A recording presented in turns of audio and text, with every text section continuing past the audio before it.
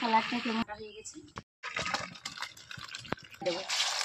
নমস্কার বন্ধুরা, এর আগের দিনে তো আমার দিদি ঘুগনি করেছিল, সেটা নিরামিষ ঘুগনি করেছিল। আজকে আমি চিকেন দিয়ে রান্না করব।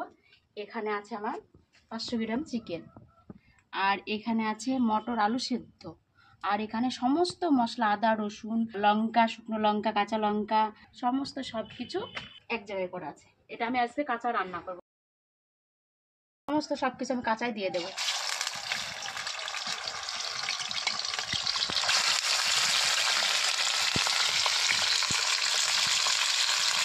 আদা রসুন আর এই ধনে গুঁড়ো আর হচ্ছে শুকনো মরিচ বাটা, আর এখানে আছে গোটা লঙ্কা কটা কাটা আছে, শুকনো মরিচ আছে তেলে দেবো, তার জন্য তেজপাতা আছে, পেঁয়াজ আছে, এগুলো আমি কাঁচাই দিয়ে দেবো সব একসাথে, সব একসঙ্গে। দেখুন আপনারা এই রান্নাটা কেমন হবে। এই রান্নাটা খুব সুন্দর টেস্ট হয়।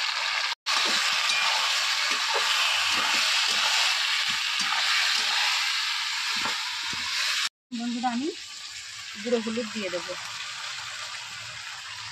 স্বাদ মতো লবণ দিয়ে দেবো। এখানে আমার ছোটো চামচ তো 3 চামচ দিতে হবে। মটরের আলুটা প্রেসার কুকারে সেদ্ধ করা আছে, ওটা আগেই আমি করে নিই। এই আলুটাকে একটু ভেঙে নিতে হবে, কারণ এটা অনেক মোটা মোটা আছে।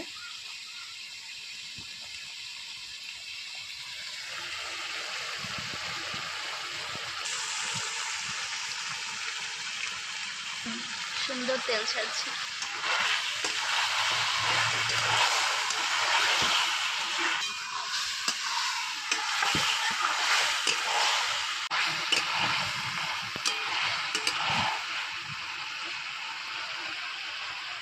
খুব সুন্দর তেল ছাড়ছে। এইভাবে কাঁচা রান্না করলে টেস্ট হবে না। গন্ধটাও দারুণ।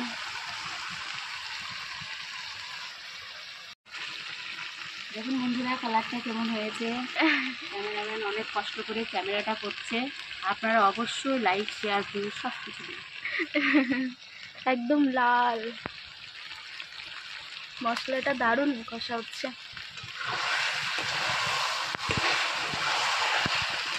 এবার আপনারা মাংস দিয়ে ঘুগনি রান্না করে খাবেন, মাংসটা কাঁচা রান্না করবেন। আপনারা আমাদের সাথে থাকুন, পাশে থাকুন, অনেক ভালো ভালো ভিডিও পাবেন আপনারা, নতুন নতুন সব রান্না। দেখুন বন্ধুরা আমার সুন্দরভাবে কষানো হয়ে গেছে।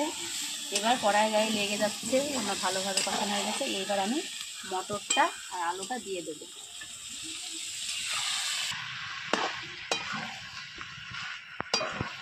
মাংসটা ভালো করে কষিয়ে নেওয়ার পর দেওয়া হয়েছে, তাই না? ভালো করে কষিয়ে নিতে হবে, মশলা দিয়ে অনেক তেল ছাড়বে, তবে যা মশলাটা কড়াইতে আঠা আঠা লেগে যাবে তখন হচ্ছে। আমার এটা কষানো হয়ে গেছে ভালো করে। এবার আমি এতে জল দিয়ে দেবো, দিচ্ছি বন্ধু আমি। এবার এটা কিছুক্ষণ ফুটবে। আমার ঘুগনিটা দেখুন ফুটছে, বুদবুদ করে ফুটছে। আর একটু পরে নামিয়ে ফেলবো, কারণ হয়ে এসছে।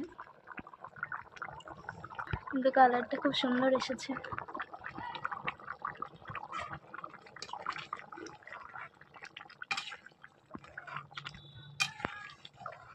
এবার বেটে নেবো ওতে দেওয়ার জন্য, ওটা হয়ে গেছে, এটা বেটে নেবো। গরম মশলার এলাচ আছে।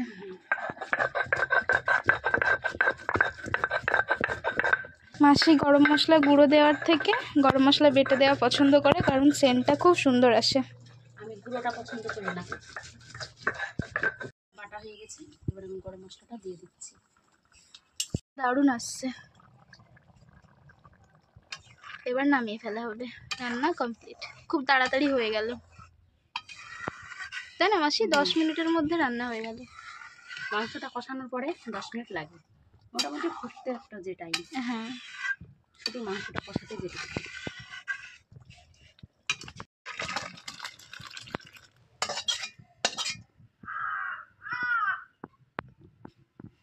এটা রুটি ভাত লুচি যার সঙ্গে পরোটা যেটার সঙ্গে সব পরিবেশন করবে। ভাতের সাথেও খাবো আমরা, লুচির সাথেও খাবো আজকে।